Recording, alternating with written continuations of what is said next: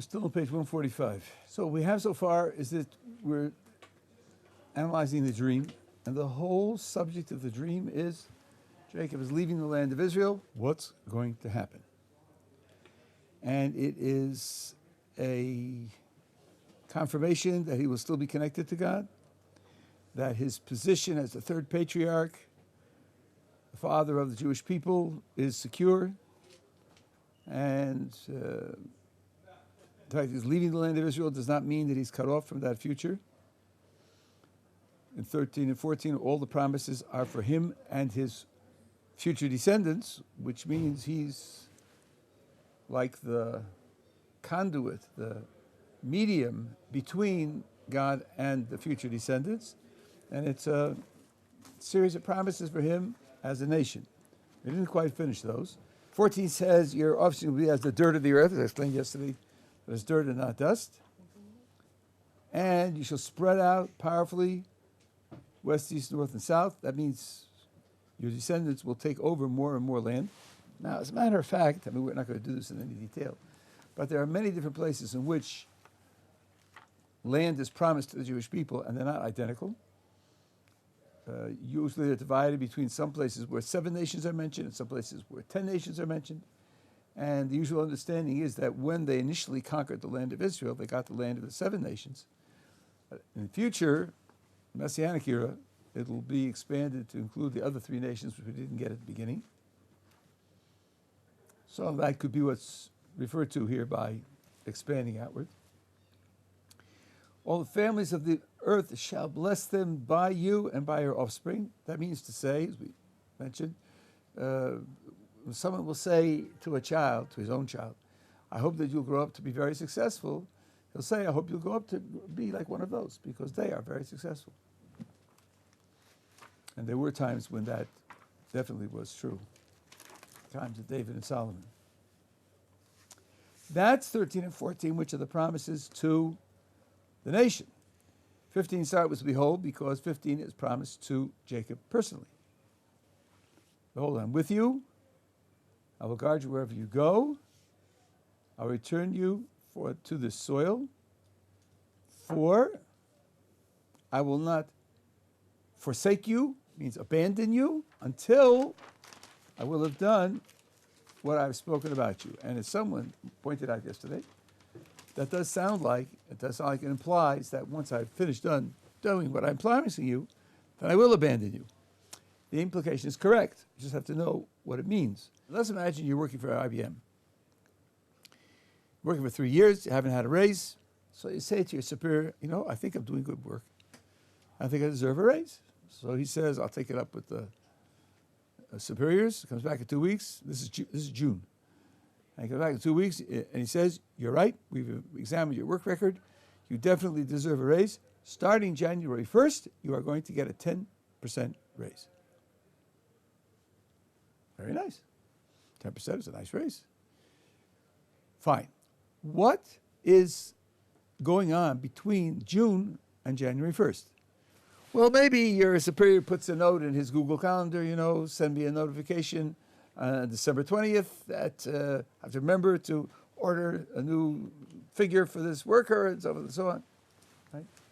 The fact that they have pledged themselves 6 months from now to raise your salary does not mean that they're keeping constant watch over you, calling you in for conferences every week or so. It's just something that's going to happen in the future. It's not like that when God makes a promise. When God makes a promise, it sets up a new relationship. There's a new connection, a new interaction, a new commitment. That's what the verse is talking about. Since I've promised you all these items in the future, that means there's a different relationship with us. In terms of that promise, we're connected in a different way. And that connection will be permanent until I have finished fulfilling all those promises. And when I have fulfilled those promises, of course, then there's no point to it anymore, because the connection is for the sake of those promises. It does not mean that he will become indifferent to God and God will treat him no differently from the local Canaanites and so forth and so on. Certainly not. It just means the unique connection that's forged by this particular promise and guarantee. Are we together? Okay. That's the end of the dream. Now, what's really interesting, astonishing in a way, in the next page, 147, there's intro material here. If we have time, we'll do it now. We'll do it next week. It's Hashem. Verses 20 through 22, Jacob makes a vow. Makes a vow. And this vow is going to require some considerable effort. Now, I'm going to translate it for you. There are at least two places in which I think the translation is inaccurate. Watch me as I go. See if you pick up the places where I change it. And then we'll talk about it in great detail. Verse 20, Jacob took a vow saying, if God will be with me, will guard me on this way that I'm going, will give me food to eat, because lechem in Hebrew can mean food generally. It does not have to mean bread. The animal sacrifices to God in the temple are called lechem. The animal sacrifices are called lechem. So even though the word here is lechem, he's talking about food. He's not talking about specifically bread. And clothes to wear. And I return in peace to my father's house. And Hashem will be God to me. And this stone which I have set up as a pillar shall become a house of God. And whatever you will give me, I shall repeatedly tithe to you. What did I change? You. The word you put and in. Say again? You said and instead of Rather than? then. Rather than then.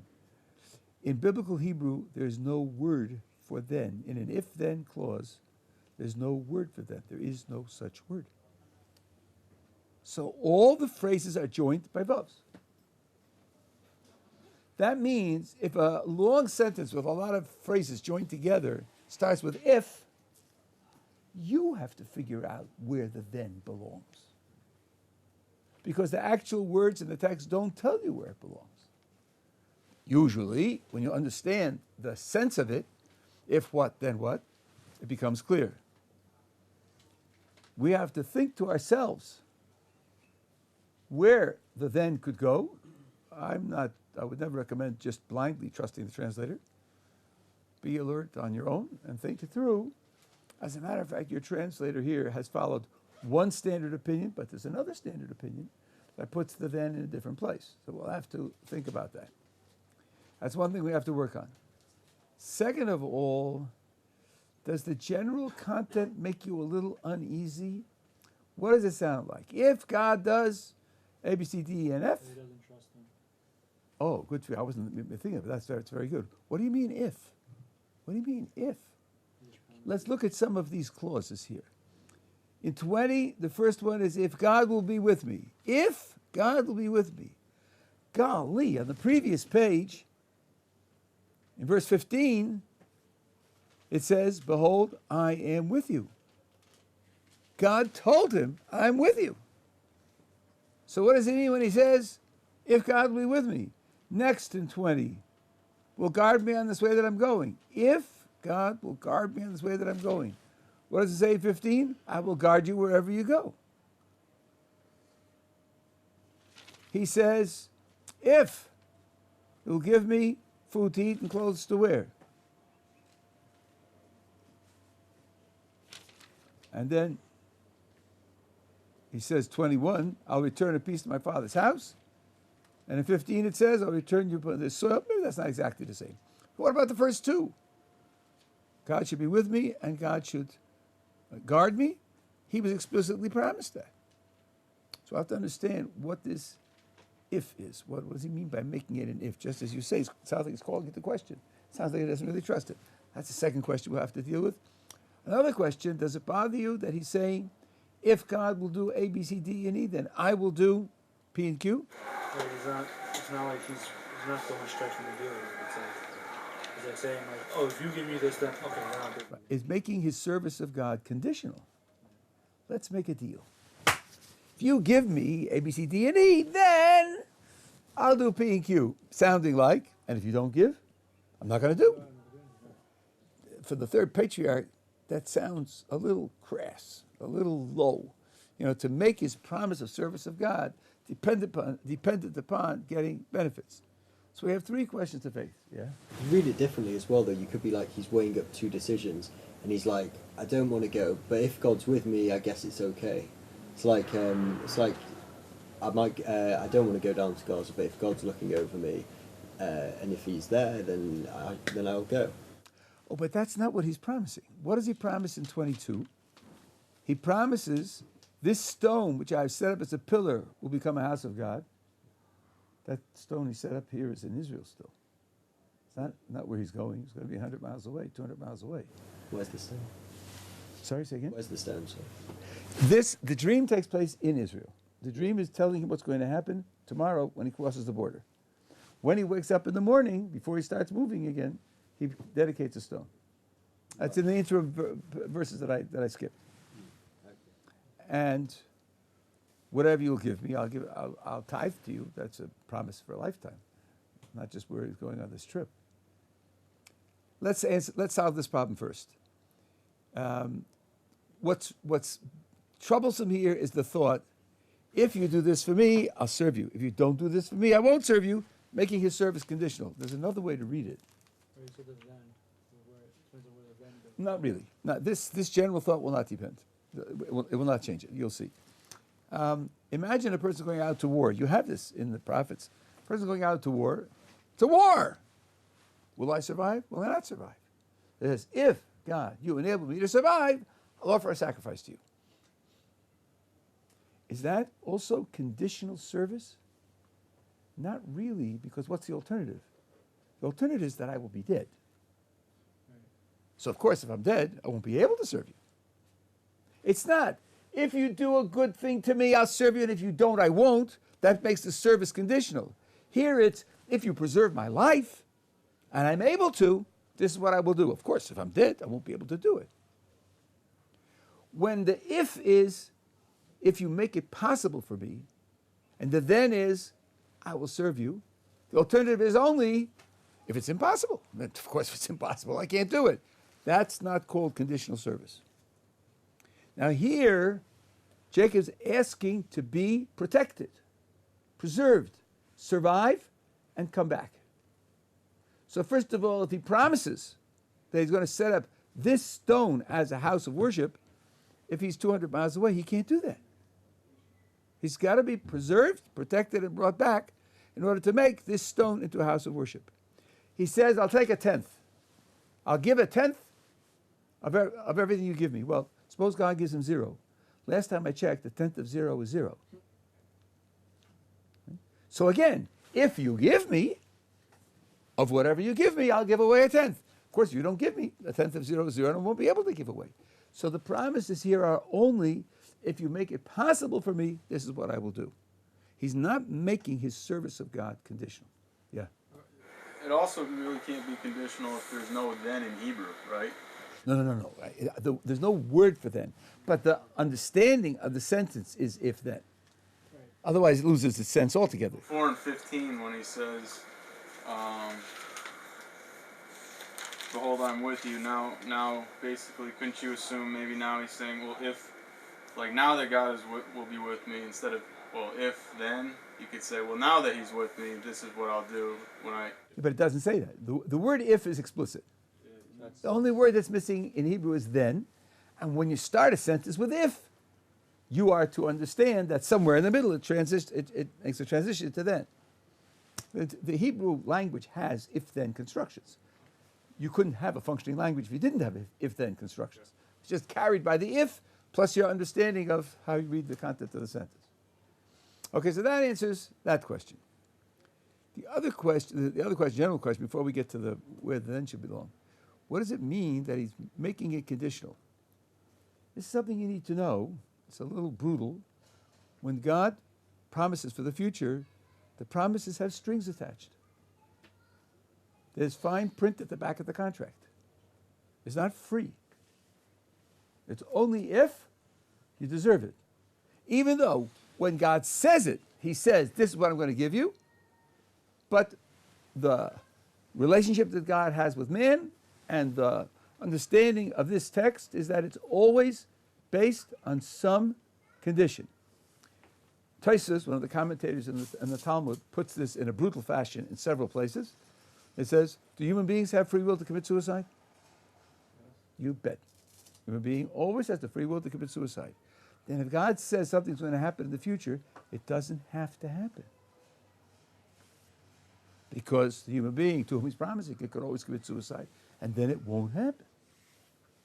So God's promises are always conditional. In the case of Joseph, let's try that again, end of a long week. In the case of Jacob, it's explicit. If you take a look back at 173, which we looked at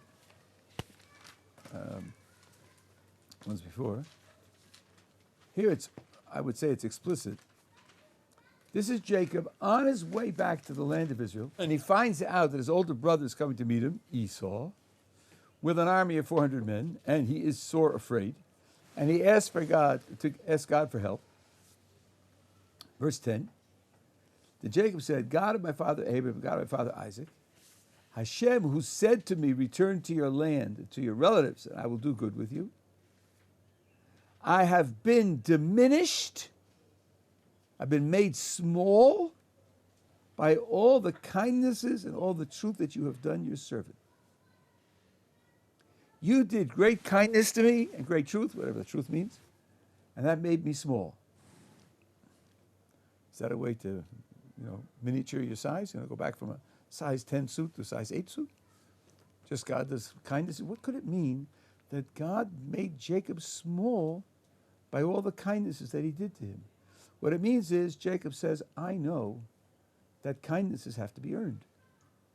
Now, I put deposits in my merit account, and you're doing goodnesses for me, and you're subtracting from my merit account for each goodness. I don't know whether I have anything left, whether I'm in the black or I'm in the red. That's the idea that even the things that God promised him, and he isn't finished, he's not arrived back in the land of Israel. And God promised him he will arrive back in the land of Israel. And Jacob says, I don't know whether I deserve to receive the rest of what you promised me, because I've become small through all the kindnesses that you've done me already. And therefore here, when he asks for protection and help to be able to get back to the land of Israel and survive an encounter with his brother, he says, I'm asking for it free. I can't rely on anything that I've earned to make a claim on what I'm asking you for. So that's why, back on page 147, that's why he says if. Maimonides, in his introduction to the Mishnah, says that there are two different classifications of promises, and they carry this implication for 3 out of the 4 possibilities.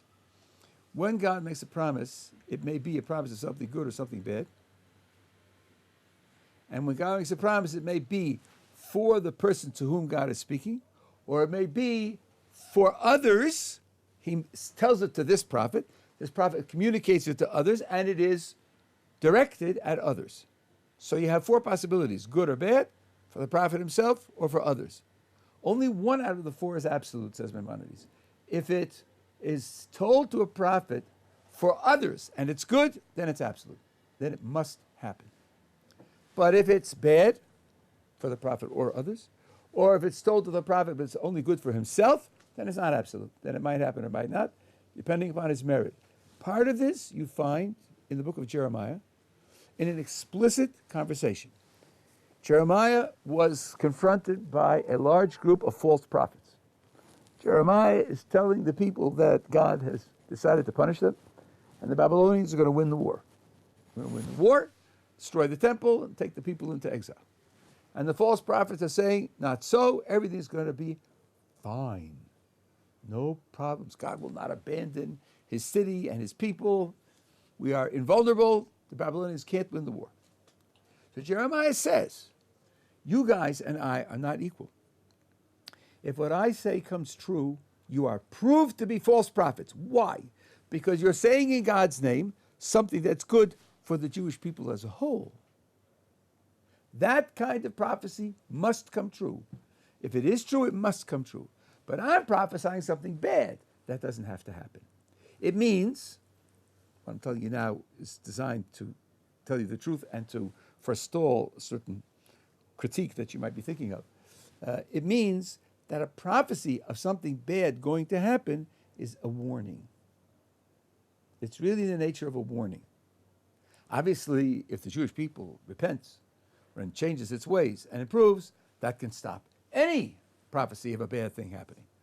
So it's really a warning and a threat. It's not an absolute promise. The only case where we have an absolute promise, says Maimonides, is where it's something that's good, which is told to the prophet for others, not for himself personally. Now, what do we have here? Here in verse 15, where God promised, he promised it to Jacob personally. It was a promise to Jacob, for Jacob, and only for Jacob. There, it doesn't have to come true, and that's why he says, if. Are we together? Okay. Now, let's face the problem of the grammar. Where shall we put the then?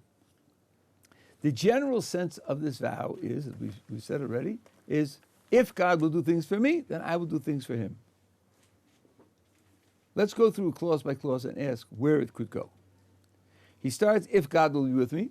That's got to be if. Will guard me on this way that I'm going? Who's doing to who? God is doing for him. So that's not the then. Will give me food to eat and clothes to wear? That's God doing for him. That can't be where the then goes in. I return in peace to my father's house? Is that something which he's promising to do for God, or God is promising to do for him? He's got it. Go ahead, say so. Yeah. I was just going back. Yeah. But no, God, so in, where is it, 14? 15. 15, he said, okay, God says he will return you to the soil. So obviously it's something that God is doing for him. Excellent. I was hoping somebody would get that. That's right. Something that God promised to do for him, so something that God is doing for him. So that's not where the then goes. The next phrase is, Hashem will be a God to me. Say, and then. You have to go in there. This one is problematic no matter what you say. And that's where the ambiguity is.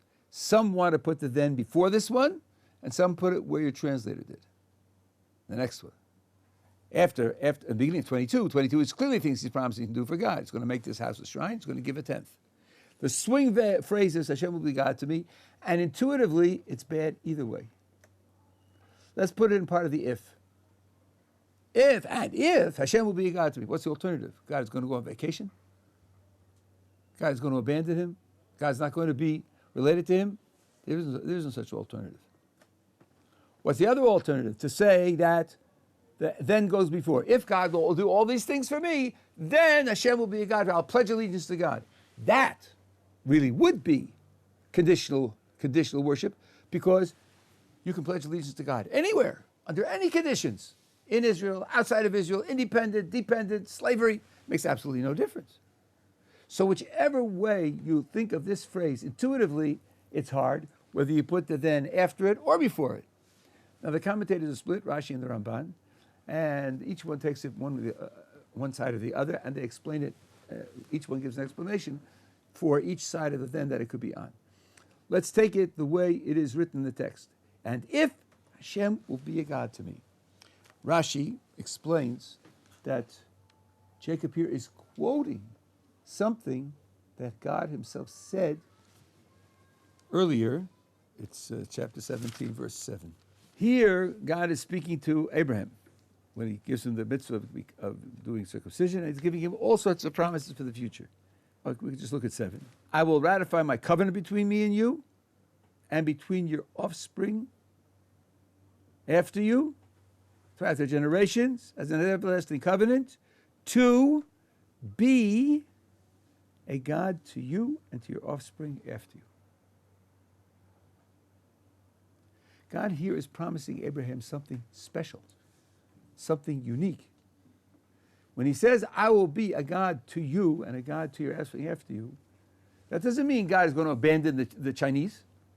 God is God of the whole universe. Everything's under his control. But within the general control of everything, he's going to have a special relationship with the Jewish people. That's what these words carry.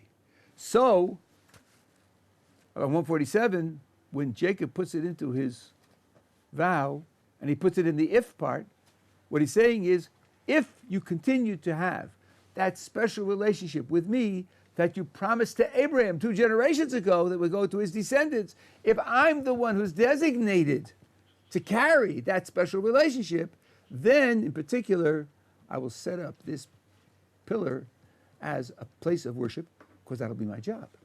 The job of the one who carries the identity of the Jewish people is to lead the world in understanding God and relating to God and so forth and so on. So if you are to continue that pledge that you gave to Abraham through me and my descendants, then I undertake that responsibility.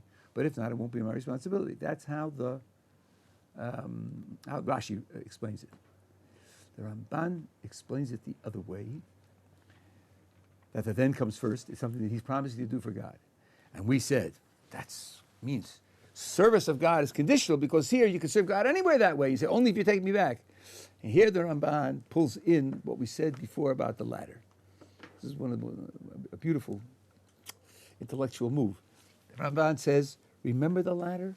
Remember the angels going up and down? What was the message? The message was, you're leaving the land of Israel. You're losing the Israeli angels, the FBI angels. You're losing them. When you leave, you go out, you get other angels. And we said that means his relationship with God is going to be different.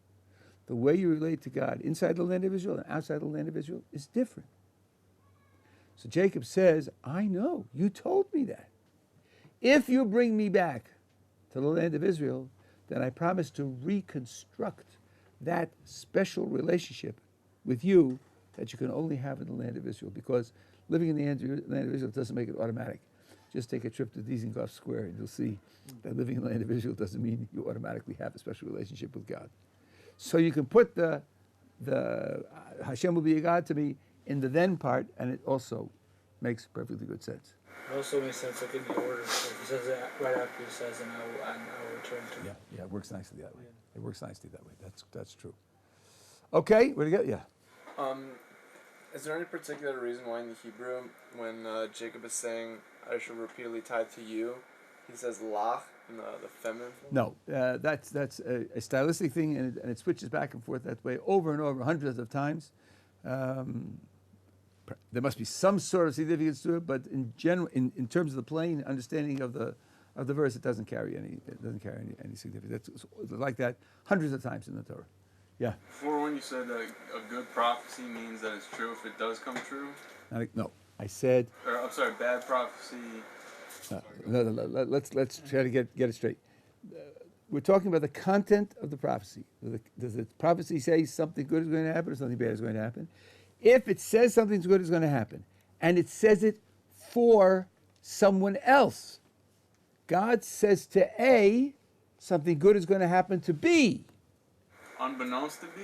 Maybe beknownst or unbeknownst. That makes no difference. If B knows and B sins, can it still come true? According to Maimonides, it must come true. It must come true. So at that point, That's right. it doesn't matter. That will have to come true. Even if he kills himself. Even if he kills himself, no. There it wouldn't have to. I mean, because we have free will. I'll tell you what's going on here a little bit. Because that's why. Okay, I'll tell you what's going on here a little bit. We just had it we read the Torah in the past couple of weeks. The Torah tells us if there's a true prophet, we are bound to do what he says. Listen to him and do what he says. And the Torah says, and you'll ask, how do you know whether he's a true prophet or not? How am I supposed to know whether God really spoke to him or not? One way you test him is this. Ask him to make a prediction. And if the prediction comes true, you can trust him. If it doesn't come true, you know he's a false prophet, and you execute him. So in order to test a prophet, there have to be some predictions that when the prophet says so, it has to come true.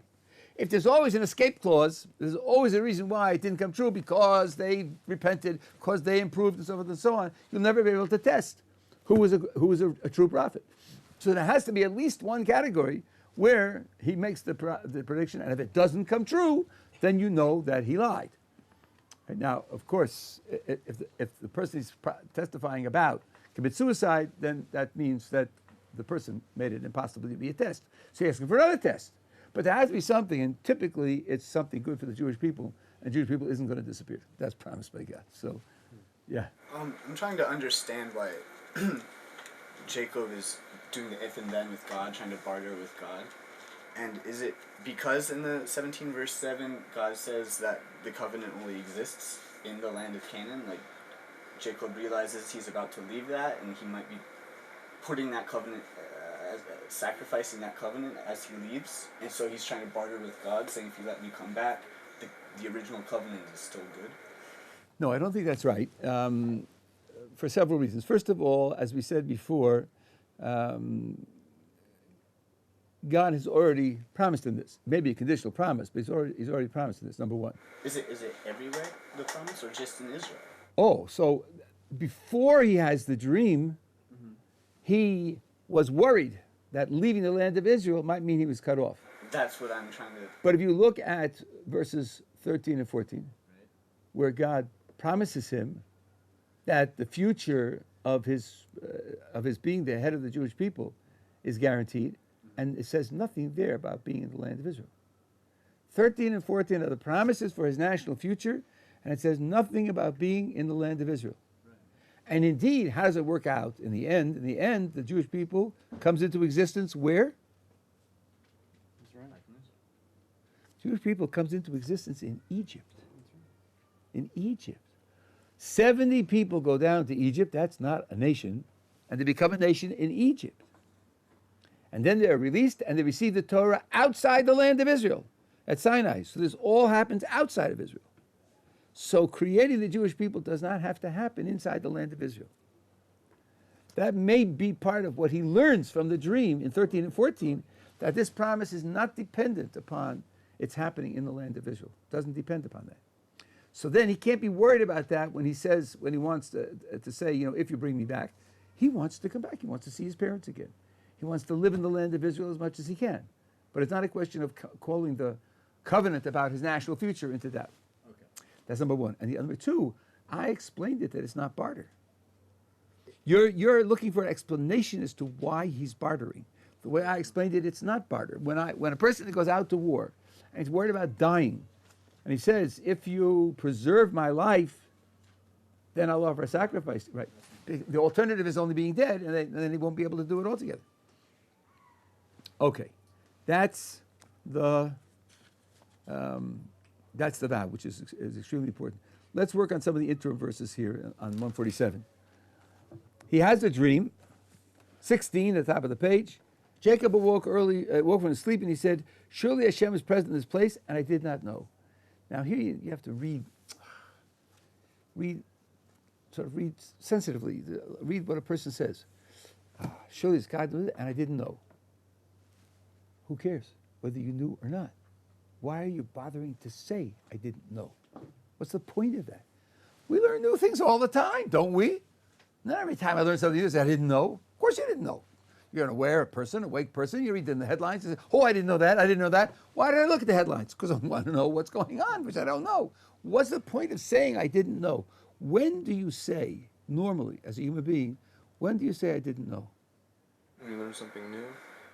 I'm saying you learn hundreds of new things. You try to do something. When you made a mistake. When you made a mistake, you're giving an excuse. You're giving an excuse. I know I did something wrong, but I didn't know. I didn't mean it. It wasn't deliberate. I'm not a criminal because I didn't know. Now, what did he do wrong? Well, he says, surely Hashem is present in this place. Present in this place, and that means I've done something wrong. Let's read on a little bit. He became frightened and he said, how awesome is this place? This is none other than the abode of God. There's a gate of the heavens. What could it be that he did that he's now regretting? Sleep? Yeah, he went to sleep there. It's my living room. This is my couch, my easy boy couch. I'm taking a snooze. You're not allowed to sleep in the temple. You're not allowed to sleep in the temple. It's not your house, not a place where you dwell. So he's regretting. This is what the oral tradition says. He regrets sleeping there. Now, I want to teach you something very important. If that's true, look at 18. How does 18 start? Jacob arose early. Jacob arose early in the morning, right? Yeah. But how does it start? It starts with Jacob arose early in the morning. He said that, but you didn't respond, so I carried on reading this. No. Maybe I didn't hear you. I'm sorry, I didn't hear you. So then, does that bother you? If he says that he regrets having gone to sleep, I shouldn't have done that. And 18 says he arose early in the morning. Does that mean that he went back to sleep? It doesn't sound right, does it? I mean, if you regret having gone to sleep the first time, you definitely shouldn't go back to sleep afterwards. You wake up, you're like, oh, I Now should go look to at the class, difference go back between on sleep. 16 and 18 and tell me the answer. The answer is right on the surface. How does 16 start? He awoke and then he arose. 16 says he awoke. No, it doesn't say he awoke. Oh, that's what you say. It's two different verbs. 16 says awoke and 18 says arose. It's two different verbs. If he had gone back to sleep, 18 should have started again. He awoke. If it changes the verb, it means he didn't go back to sleep. So he literally woke up and then he literally like stood up. No. Okay. But the first thing is to notice this, what you've pointed out. If you change the verb, and the first one is awoke, and the second one is not awoke, the text is saying, and he didn't go back to sleep. That's not a question. What does arose mean? Here I have to teach you something which all the translations, I think almost all of them, get wrong. The word in Hebrew has nothing to do with getting up. Lashkim has nothing to do with getting up. Lashkim, I learned this from my second son, who's very good at these things. Lashkim means to start the activities of a period of time early in that period of time. Nothing to do with sleep. If it says vayashkem b'boker, that's why it always has to tell you when. It's vayashkem in the morning. In the rabbinic usage, there's even a vayashkem in the evening. It means starting the activities of that period of time early in that time. And he proved it to me from a verse where God says to Samuel the prophet, I've had it with Saul. His period is over. Go and tell him it's over. I don't want him to be king anymore. We'll put somebody better in. And the Tanakh there says that Samuel prayed to God all night and vayashkem b'boker. If he prayed to God all night, he was awake all night and he wasn't lying down. He wasn't praying to God lying down. And it still says vayashkem in the morning. So vayashkem can't mean he got up, arose. It certainly can't mean he awoke. It means he started the activities that he had to carry out in the morning at the earliest possible moment. That's what vayashkem means. Arose here is certainly, it's just not a right translation. And now, when you contrast 16 and 18, it works very well. 16 says he awoke from his sleep. 18 says he got started right away in the morning to do whatever he has to do. There's no implication that he went back to sleep at all. This is one of the many cases where reading in English definitely leaves you at a disadvantage. One more thing I want to show you. Look back on page 145. When he got to the place, the top of the page, maybe next week we'll talk about that also. He counted the place, spent the night there. He took from the stones of the place and arranged them around his head. The which is ambiguous in English. Arranged around his head, he lay down in the place. He took from the stones of the place and he arranged them around his head. Okay? Now, 147, it says, in 18, Jacob arose early in the morning and took the stone that he placed around his head and set up as a pillar. You see any difficulty here? Yeah. And 145, it's plural, stones. And here it's singular, stone. So the tradition points out. Still, you could resist it. Look carefully at 145. What does 145 say? He took From the stones. He could have taken one. That's right. Who says he took many? It says he took from the stones of the place. He could have taken one. And 147 says, yeah, he took one. Why does the tradition make this into a contradiction that has to be solved? The answer, I think, is this. Yes, from the stones of the place could mean one. But why would you bother to say it that way? Right, why don't you say he took a stone? Why just say he took a stone? Of course, it wasn't a stone from Timbuktu, and it wasn't, and he's out in the fields. No surprise. If you say he took from the stones of the place, it means he took a number of the stones of the place. And then the single stone on the other side, on 147, is problematic. You do have a contradiction. Now, I'll tell you what they say about this. That's a contradiction in the verse. the oral tradition says that he took the stones and put them around his head, and each stone wanted to be the one on which he would put his head. And they fought over it. So God said, I'll solve it for you. And he made them all into one stone. And he put it into one stone. The fact that his head comes in contact with one portion of the stone and another portion doesn't matter. If I say I picked it up, I could pick it up with my hand, I could pick it up with two hands, I could pick it up with my foot. I picked it up. So if he made them all into one stone, then the stone as a single united entity supported him. And that's what it's meant to teach. Okay? Have a wonderful Shabbos, guys.